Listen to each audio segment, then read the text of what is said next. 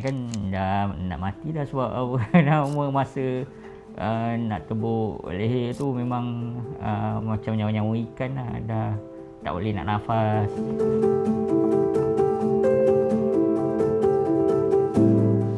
Dulu masa awal-awal dulu saya kerja sebagai engineer. Masa kerja engineer tu lalik kat sini ke Penang tu biasa setiap hari.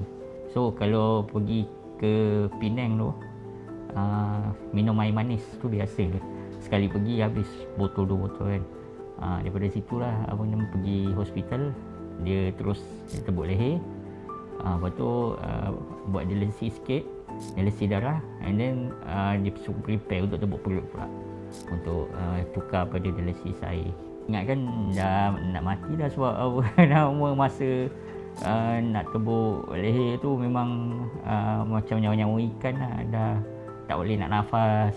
Sebab masa yang diagnose tu sepatutnya anak dulu buat dialisis, tapi saya pula pergi buat dialisis tu. Oh, anak ni dari kecil sebenarnya. Anak dia pada lahir. Anak dari lahir. Doktor kata memang genetik. Cuma kita tak adalah buat genetik test lagi. Masa tu anak yang nombor 3 ni dia lahir besar 3.4, tapi dalam masa 10 hari tu dia turun, berat dia 2.5. Bila dapat tahu yang anak nombor 3 ni punya masalah, bagi tahu doktor pasal yang anak nombor 2, so check up dua-dua. Masa tu lah tahu yang dua-dua pun ada masalah yang sama. Doktor kata ada renal coloboma syndrome. Dia punya organ dalaman, especially buah pinggang, dia mengecil. Macam kes diorang ni dua-dua belah mengecil. Kalau ikut jangkaan, anak yang buat dulu dialisis ni.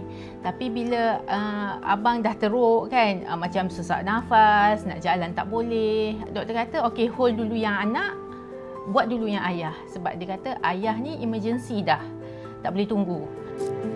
Memang anak kita ada penyakit kronik, sakit buah pinggang, tapi anak kita orang masih lagi aktif. Belajar okey, main okey, cukup sifat, sempurna semua, tak ada apa yang kurang. Dia tak ada nampak sakit lah. Jadi kita tak terasa sangat. Lepas tu bila setiap kali lawatan ke hospital, kita jumpa lagi teruk. Membuatkan kita rasa bersyukur lah. Anak kita ni tak apa-apa lah. Kita rasa macam tu. Kami minta bantuan asalnya memang kalau untuk kanak-kanak, hospital doktor akan suruh minta bantuan daripada Lembaga Zakat Selangor untuk yang Muslim.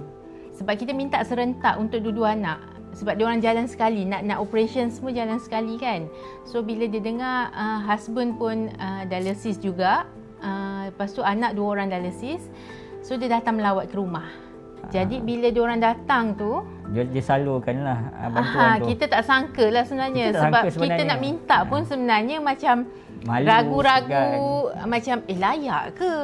Boleh ke kita? Sebab kita pun penuh dengan persepsi juga kan. Macam kadang-kadang kita fikir macam dulu macam gini kitanya, sekarang macam gini sebab, kan.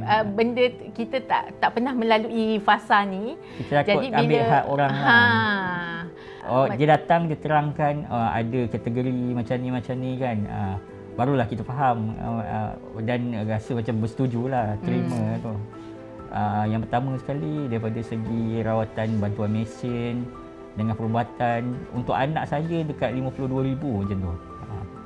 And then bantuan saya bantuan daripada segi perubatan lah, rekomon tu setiap bulan dia bagi, and then insulin insyaAllah bagi lagi.